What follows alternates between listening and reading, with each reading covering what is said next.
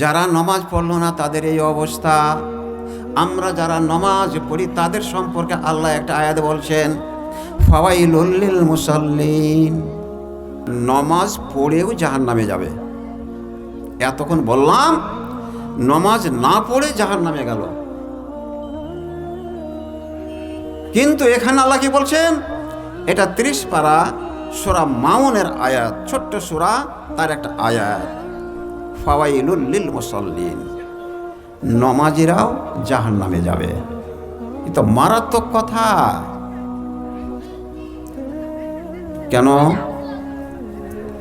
আপনার নামাজ যদি সঠিক না হয়, আপনার নামাজের মধ্যে যদি অবহেলা থাকে, আপনার নামাজের মধ্যে যদি সুস্তি থাকে, আপনার নামাজের মধ্যে যদি রিয়াকারি থাকে, লোক দেখানো থাকে, আল্লাহ স্বয়ং বলছেন ফাওয়াইলুল লিল মুসাল্লিন, এর এই শ্রেণীর মানুষ, এই শ্রেণীর নামাজি, তোদের জন্য আমি জাহান্নাম তৈরি করে রেখেছি।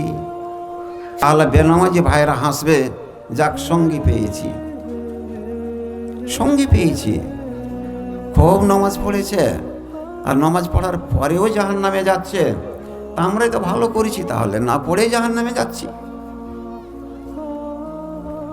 এবার শুনুন, আমি দয়ার নবী জনাবে মুহাম্মদ রাসূলুল্লাহ সাল্লাল্লাহু আলাইহি ওয়াসাল্লামের হাদিস পড়েছি, আউয়ালু মা ইউহাসাবু বিহিন নাস ইয়াউমাল কিয়ামাহ আস-সালাহ।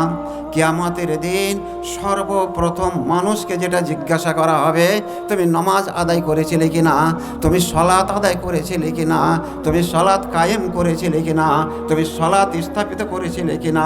যদি না হয়ে যায় আপনি জাহান্নামে চলে গেলেন। আর যারা নামাজ পড়েছে কিন্তু নামাজের মধ্যে অবহেলা থেকেছে, নামাজের মধ্যে লোক দেখানো থেকেছে, তাহলে সেও জাহান্নামে চলে গেল। আমি বলবো আপনাদের একজন খাদেম হিসাবে, আপনাদের একজন সেবক হিসাবে, আমি সেই রতুয়া থেকে এসে আপনাদের এখানে থাকি।